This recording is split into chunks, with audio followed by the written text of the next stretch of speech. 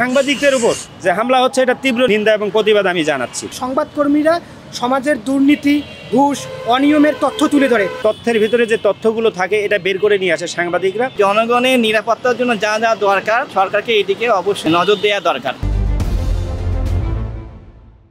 সাংবাদিক যারা আমরা বলি যে আমাদের বিবেকের চোখ, এই সাংবাদিকদের উপরে হামলা এটা কোনোভাবে মেনে নেওয়া যায় না।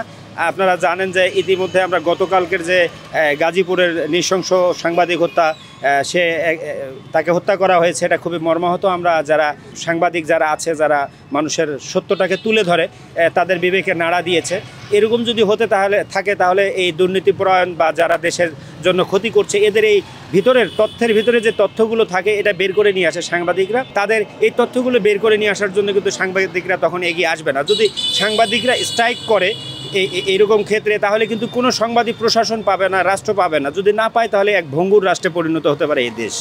তো সেই জায়গা থেকে এই সাংবাদিকদের উপর যে নির্যাতন নিপীড়ন চালানো হচ্ছে বিভিন্নভাবে, বিভিন্নখানে, বিভিন্ন জনের স্বার্থের কারণে, এটা থেকে অবশ্যই দেশবাসীকে, প্রশাসনকে আমি বলবো যে এগুলি এখন থেকে দৃষ্টি দেওয়া উচিত। তার আগের দিনের একটা ঘটনা আপনারা জানেন যে গাজীপুরে আরেকজন সাংবাদিক এক প্রতিবাদ করায় তাকে কিন্তু আহত করা হয়েছে, তাকে হসপিটালাইজ করতে হয়েছে। এবং আজকেও জানেন যে আজকেও টঙ্গীতে এরকম একটা আমরা খবর পেয়েছি যে একজনকে মৃত্যুবরণ করতে হয়েছে, তাকে পলিথিনের মধ্যে রাস্তায় ফেলে রেখেছে। আসলে দেশের পরিস্থিতি কোন দিকে যাচ্ছে সেদিক থেকে অবশ্যই প্রশাসনকে দৃষ্টি আকর্ষণ করছি। বিশেষ করে সাংবাদিকদের উপর যে হামলা হচ্ছে এটা তীব্র নিন্দা এবং প্রতিবাদ আমি জানাচ্ছি। বসুন্ধরা টিস্যু, অশুদ্ধতার বিরুদ্ধে এক বিন্দুও ছাড় নয়। গতকালকে আমরা দেখছিলাম সাংবাদিককে একজনকে দেখলাম ইট দিয়ে থেতলে দেওয়া হয়েছে, এবং আরেক ভাই সম্ভবত সাংবাদিক তুহিন ভাইকে প্রকাশ্যে জনসম্মুখে আমাদের দা দিয়ে কুপিয়ে হত্যা করা হয়ে গেছে। আসলে সার্বিকভাবে আমাদের দেশের যে পরিস্থিতি, এই পরিস্থিতিতে আমাদের সাধারণ জনগণ অনেক উদ্বেগ। দেশের সমস্ত তথ্যগুলো নিয়ে আসে সাংবাদিক। এই সাংবাদিকের কাজেই হচ্ছে সংবাদ সংগ্রহ করা। এখানে করছে যে যদি তারা অপদস্থ হয়, হত্যার শিকার হয়, এটা আসলে ন্যাক্কারজনক একটা ঘটনা।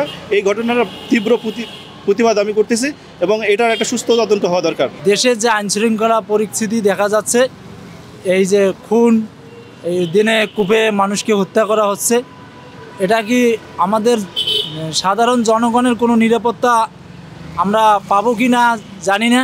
গতকাল গাজীপুরে এক সংবাদকর্মীকে নৃশংসভাবে হত্যা করা হয়েছে।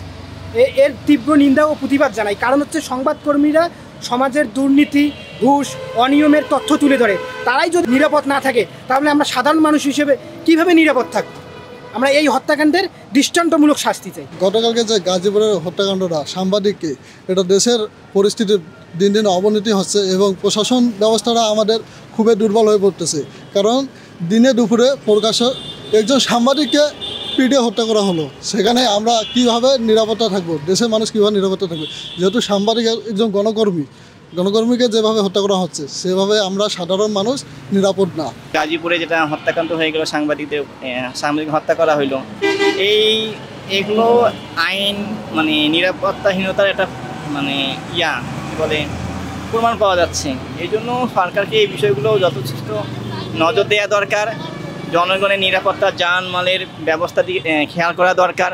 যেন জনগণ স্বাধীনভাবে তাদের সাংবাদিক হোক, যে স্তরের লোক হোক না কেন, যদি সুন্দরভাবে কাজগুলো করতে পারে। চাঁদাবাজির পরিমাণটা বেড়ে যাচ্ছে, কারণ চাঁদাবাজির কারণে সে তার ব্যবসাটা ঠিকভাবে করতে পারতেছে না।